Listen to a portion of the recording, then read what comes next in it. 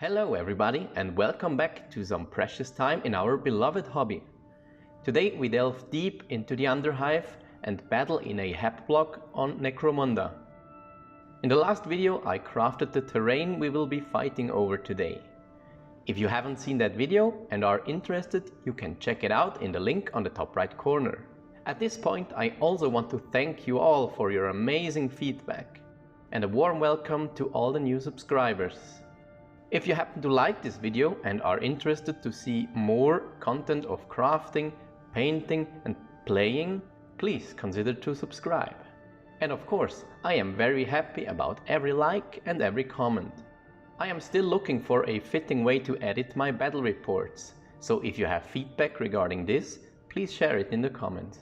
In this battle report, I try a more narrative approach where you don't have to know Necromunda rules and are provided with hopefully all the infos through narration. But if you are interested in the actual rolls made with the dice, you can find them in the text box that pops up on the bottom left corner every now and then. A quick disclaimer to start with. This story contains a battle against cannibals. Occasional blood splatters and brutal wording can occur, just in case you are very sensitive to such things. But now to the actual story. The hive city of Noxodon Tertius on Necromunda is in deep despair. It started with a few members of the Corpse Guild which felt intoxicated by the smell of human flesh. It was only a matter of time until they fell to the Lord of Sin and Sinew, an entity of chaos admiring violence, murder and cannibalism. Soon this corruption of chaos began to spread, forming savage corpse grinder cults that devastated whole sectors of Noxodon Tertius, eating its inhabitants and burning their homes. The Helmar family, the ruling class of the planet of Necromunda, sought the aid of the Order of the Inquisition, mighty warriors, excelling in dealing with chaos, xenos and traitors. And this is where our story begins.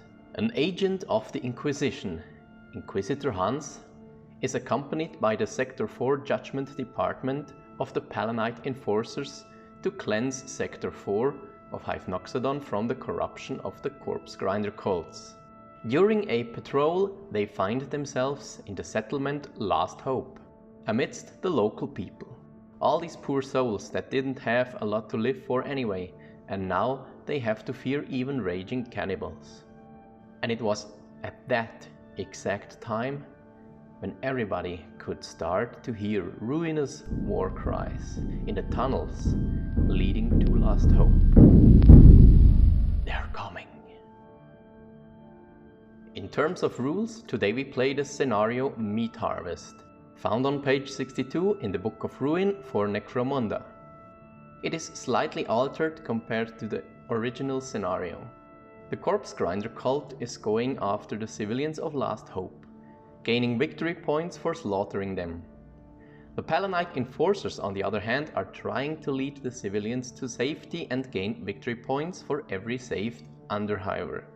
But more about it when we take a look at the board. First, I introduce you to the gangs participating in the battle. The Sector 4 Judgment Department is a Palanite Enforcer gang led by Inquisitor Hans. He is a custom character with the stats of a subjugator captain. The model is 3D printed, the link will be found in the description. The mighty Inquisitor is heavily armored and equally heavy armed with a power hammer and a power sword. With his equipment and his skill Gothier 6, he is ready to cleanse the stench of chaos and bring the glory of the Emperor to this forsaken settlement in the Underhive. The first sergeant of the squad is Sergeant Tokabar, a Palanite sergeant. Armed with a concussion carbine and a shock baton, he is ready to punish traitors. His skill hip shooting is definitely of good use in this scenario, as he can move a long distance and still shoot.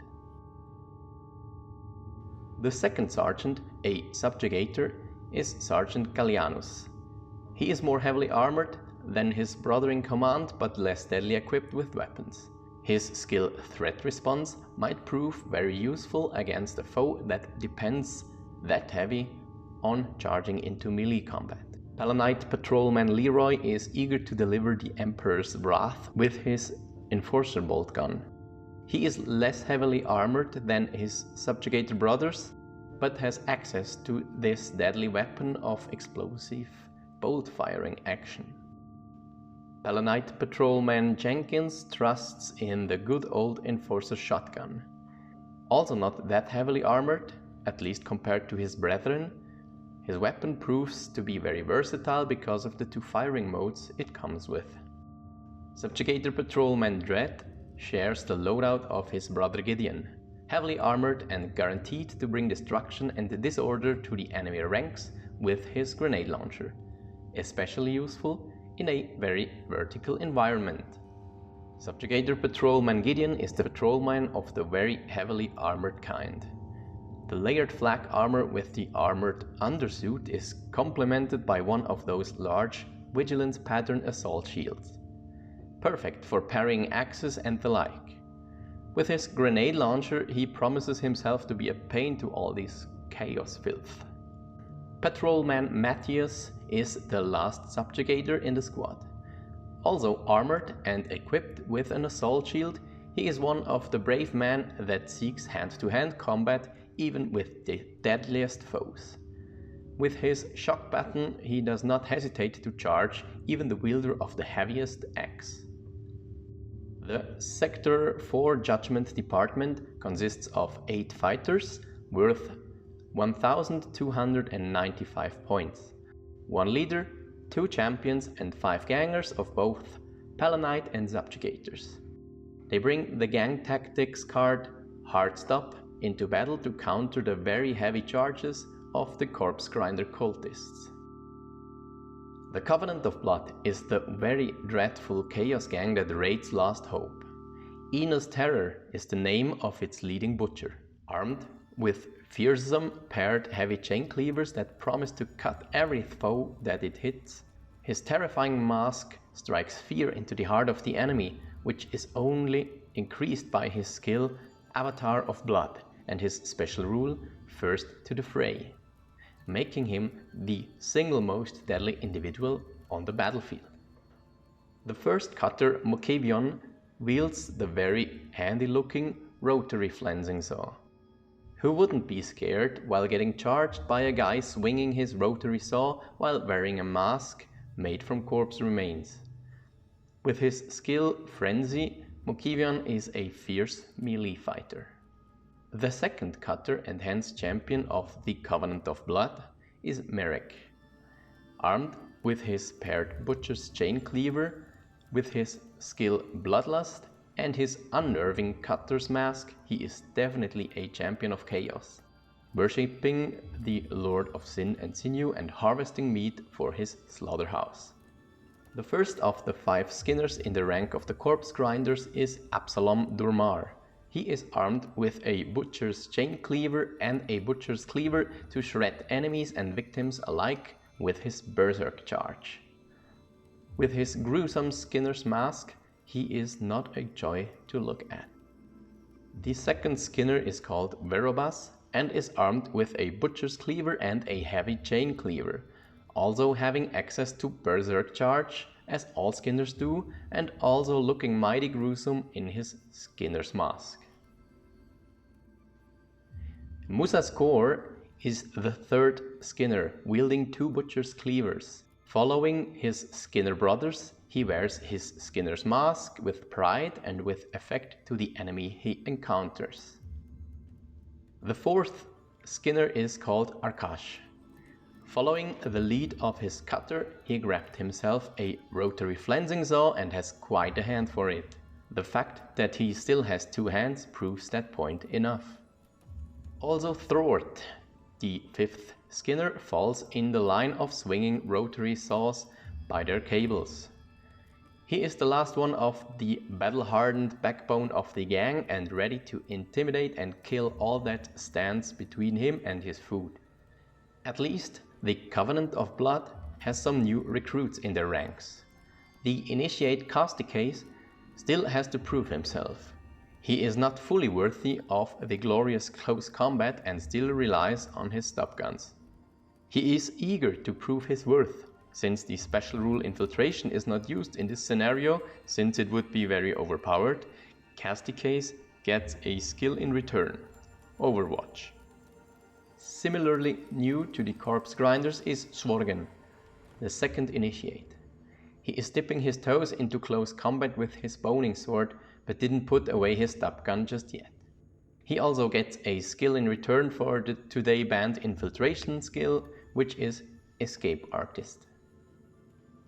The Covenant of Blood consists of 10 fighters worth 1,320 credits, 1 leader, 2 champions, 5 gangers and 2 Jewies. As gang tactics card they chose Visions of Slaughter to ease their dependence on charges. Still being mobile before charging can go a long way against Enforcer squads. Each gang deployed D3+2 randomly selected fighters. Both teams have their leader and one of their champions in their starting composition.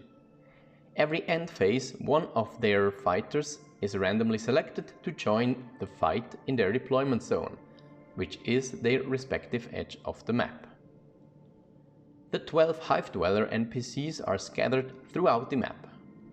Every terrain tile, if you remember from the crafting video, houses 4 Hive Dwellers, which are also the objective markers. Each Hive Dweller on the bottom right and left tile is worth 2 victory points, and every Hive Dweller on the top of the structure is worth 3 victory points. In addition to the standard scenario, every kill on the enemy team is worth 1 victory point. The Covenant of Blood gets victory points by charging the Hive Dwellers, granting them a 2/3 chance of harvesting the Hive Dweller before they can flee. The Judgment Department gets their victory points for saving the Hive Dwellers in the end phase of every turn, where every NPC in 1 inch to an Enforcer gets removed from the board and counts as being saved. The game is played in 4 turns. After that, the victory points are counted and the game is finished. Should a gang run out of people on the board, the game also ends and points are counted. Because of the small starting compositions, I will not be doing any bottle tests. No gang will attempt to run away. Now this is the starting crew for the Enforcers from the Sector 4 Judgment Department. 4 fighters, including the leading Inquisitor and one of the champions.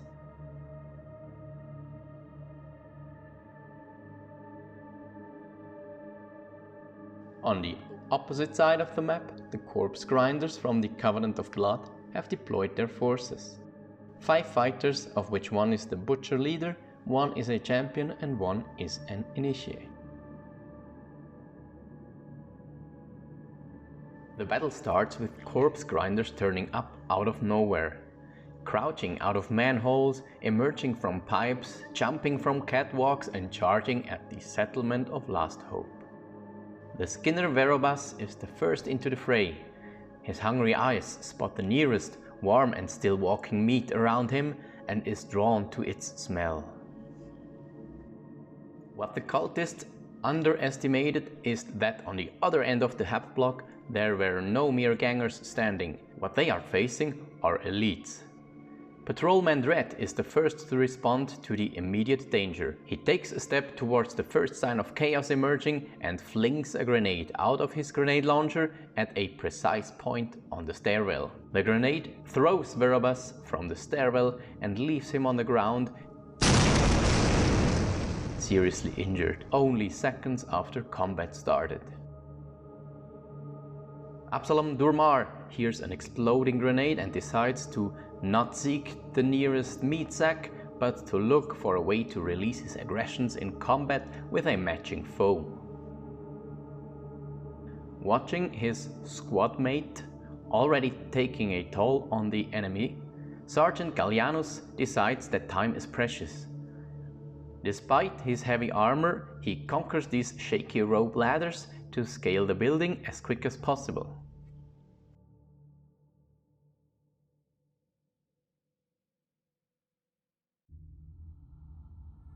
Disgusted by the weakness of his first subject wounded in the battle, Machiavion sees only red in his case.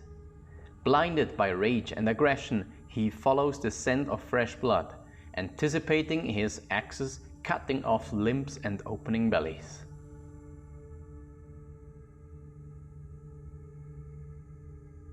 Hearing the cries for help from discouraged hive dwellers, Inquisitor Hans grabs his power sword in one hand and his power hammer in the other hand and hastens to help those in need.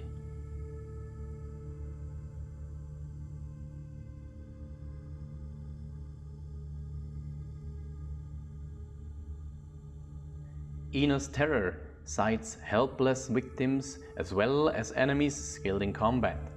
Unsure of whether to go for easy and bloody kills or to destroy those who oppose him, he chooses simply to advance and close distance to both types of enemies.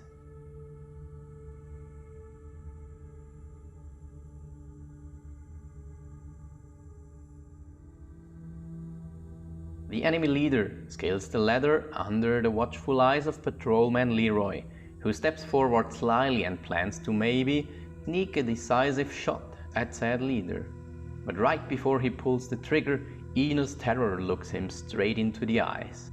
Goosebumps, shivers down the spine, and near petrification are the effects of that gaze. Trembling, Patrolman Leroy fails to pull the trigger. Causticus sees his leader advancing forth, and in his fervor he desires to prove himself worthy of being a member of the Covenant of Blood. He follows the lead of his master, but takes a stop to shoot at the petrified patrolman in front of him. Taking pride of seeing the shot enforcer going down in serious injury, he howls out a gruesome battle cry. After these first moments of battle, the first turn comes to an end. The cultist Verobas seems to not only have been seriously wounded, but deadly hurt. He breathed out his last breath only a few seconds after his first charge into the fight. The wounded patrolman Leroy reports his status on the Vox channel. Enforcer wounded. I repeat, I'm shot and in need of help. As the next turn in battle arrives, so do the reinforcements on both sides of combat. Patrolman Gideon rushes to the action, ready to punish any violators of law. Meanwhile, Merek the Cutter steps out of the shadows with hungry eyes, hungry for blood and battle. Blood has already been spilled, but the hive dweller are still unharmed. For now. Let's see what the next turn brings. Again, the Covenant of Blood is eager to step into action. Enos Terror has now decided if he wants to kill an easy target or rush to a more balanced fight. He gathers up speed and momentum, and in one brutal strike he fells the first hive dweller, bathing in blood, quite literally.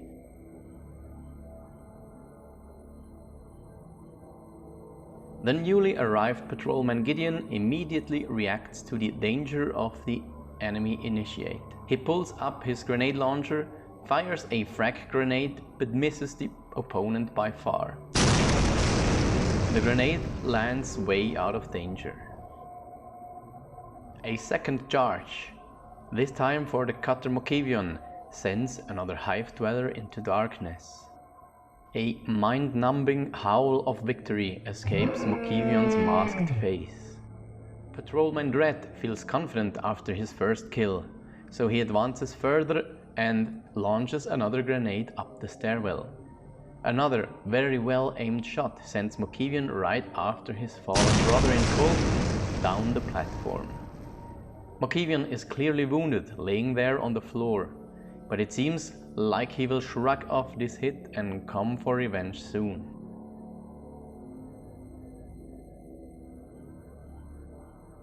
Seeing the cutter laying him right next to the enemy who shot him, Absalom Durmar nearly feels pity for the poor enforcer.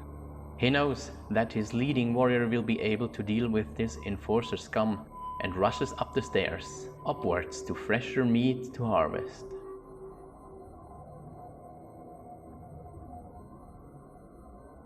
Again shouldering his heavy shield, Sergeant Gallianus climbs up another rope ladder. Nearly reaching the top of the hap block, he encounters a frightened civilian. Sir, I need you to calm down, then I can lead you to safety, he states. The initiate Casticase is inspired by his lucky hit before. He scales the ladder to take another shot. He keeps his calm, even staring an Inquisitor dead in the eye, and fires his stub gun. Failing to wound the heavily armored Inquisitor, Casticase still rejoices as Inquisitor Hans ducks into cover. Inquisitor Hans himself is certainly not worried about that worm that shoots in his general direction. His first thought is about the helpless villagers in need, so he gets up and moves to the platform where the nearest subject in need is located.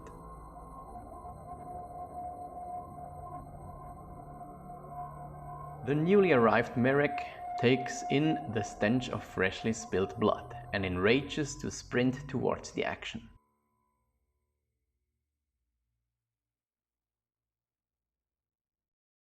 The last one moving in this second moment of combat is Patrolman Leroy, even though he is only barely moving, crawling in no specific direction. But the Emperor is with Patrolman Leroy. His bleeding seems to stop, exposing a mere flesh wound. His faith in the Emperor wills Patrolman Leroy back into combat. At the end of this second turn, Inquisitor Hans is able to guide a hive dweller into safety, as well as Sergeant Gallianus, giving the enforcers a sense of control in this mess of a battle and gaining 2 victory points. Further, fighters are drawn to the skirmish. Thwart arrives to reinforce the corpse grinder cultists. All the while, Patrolman Jenkins appears at the edge of the battlefield to increase the enforcer's strength.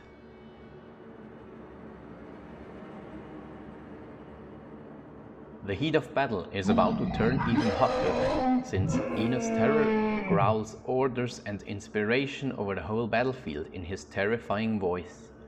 His subjects react in assurance in their capabilities and seem to be nimbler and more agile in this coming round.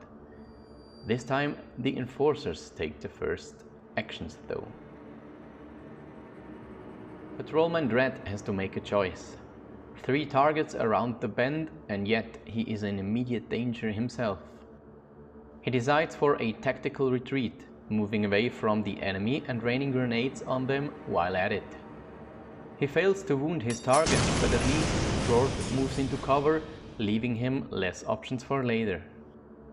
Okivian gets up from the ground and focuses all his wild anger at his assailant. In a violent onslaught, he charges Patrolman Dread, ready to kill the enforcer. But he underestimated the elite enforcer squad. Patrolman Dread reacts to the charging enemy and gives him a hard stop with a skilled bash of his shield and by firing his stub gun dry. Patrolman Jenkins is reluctant at first to fire his shotgun into the melee that engulfed in front of him. But he pulls it together, aims carefully and shoots into the brawl. He misses, hitting neither friend nor foe. The bloody cultist Merek takes advantage of his nimble charge. He approaches Patrolman Gideon slowly at first, but falls into a sprint to charge at the subjugator. With his 2 gruesome weapons, he manages to get around that heavy shield. With violent bashes, he injures the enforcer badly. In his final fierce attack, he smashes the visor of Gideon, getting him out of action.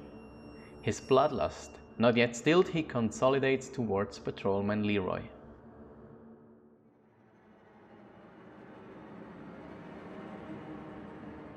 Patrolman Leroy feels too much dread watching the approaching cutter in the eyes.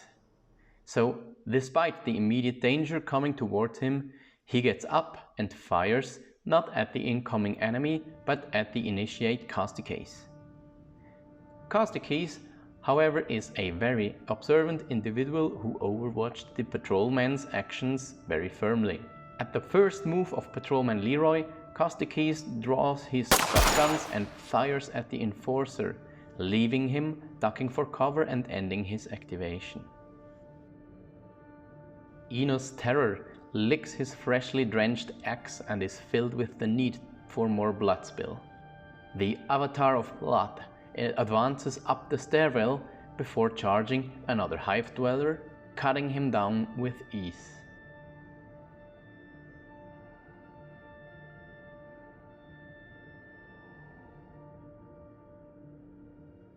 Confident in his superiority, Inquisitor Hans leaves the creaky platform and approaches the initiate of the cannibalist cult.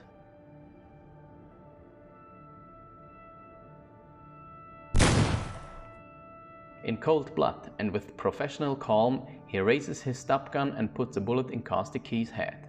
The cultist drops dead to the floor. Absalom Durmar follows the killing spree of his master. He climbs the stairs and finishes off his activation with a ferocious charge, harvesting another innocent victim.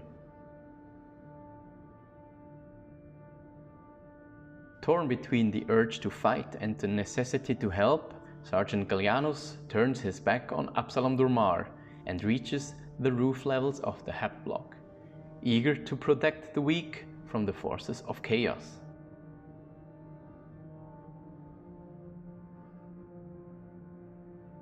The newly arrived Thrort trusts his champion to handle those two enforcers well enough. He spots a still standing piece of helpless meat, maybe just in reach before the end of the game.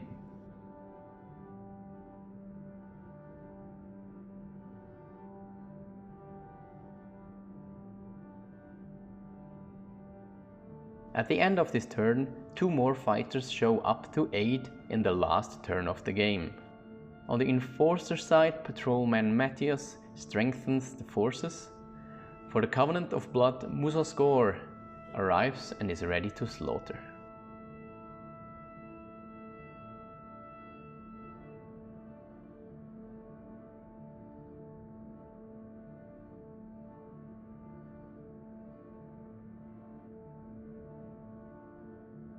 This turn, the Sector 4 Judgment Department moves first again. Patrolman Jenkins plucks up his courage, aims his shotgun into the brawl before him and pulls the trigger. This time to greater effect than before. Mokivion is hit in the guts by the salvo and sinks to the floor, breathing in tight gasps, but still breathing. Absalom Durmar pushes his luck to reach the advancing subjugator captain and is rewarded. The charge into the unprotected back of the Enforcer proves to be devastating. This one mistake of leaving open his back costs the veteran Enforcer's life.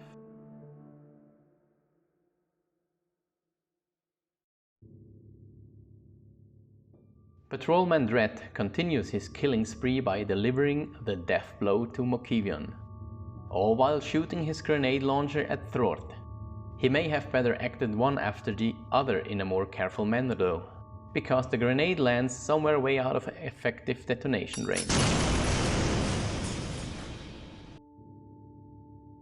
Merrick giggles like the maniac he is as he slashes his axes into the patrolman in front of him. The poor lawman stands not a single chance to survive this horrible attack.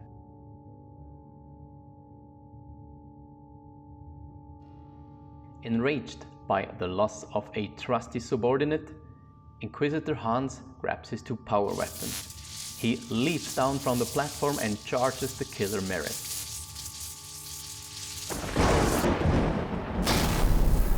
With precise cuts and devastating hammer blows, he strikes down Merrick, showing no mercy to the Agent of Chaos, delivering the finishing stroke without hesitation.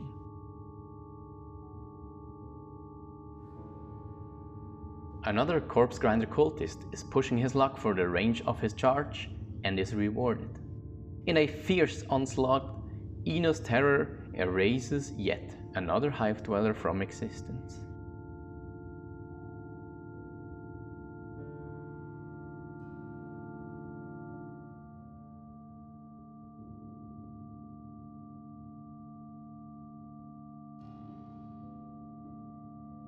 The battle is about to end, and even if it is to no effect, Musa Skor, Thort and patrolman Matthias reposition themselves to a tactically advanced position.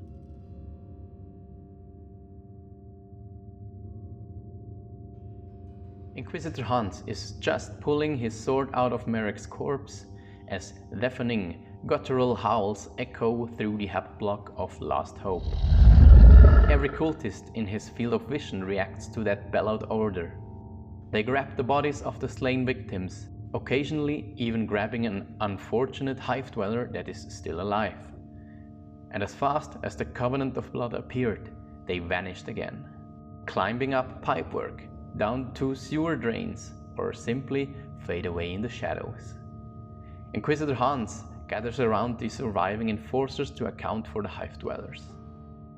The very few remaining civilians are shaking, crying out in despair or staring apathic into the void, most of them beyond repair. Last Hope was exactly that for all of them, the ultimate promise of safety. But that last hope was shattered in the most brutal way. Discouraged and embarrassed, the Sector 4 Judgment Department reported back for duty, hoping for better days to come.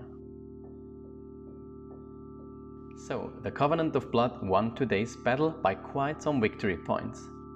I hope you liked the battle report. Don't forget to like the video if it appealed to you. Comment what you liked, disliked, or would have done otherwise. And finally, why not subscribe to the channel? I'm happy to have you. Thanks for watching, and I see you in the next video. Bye bye.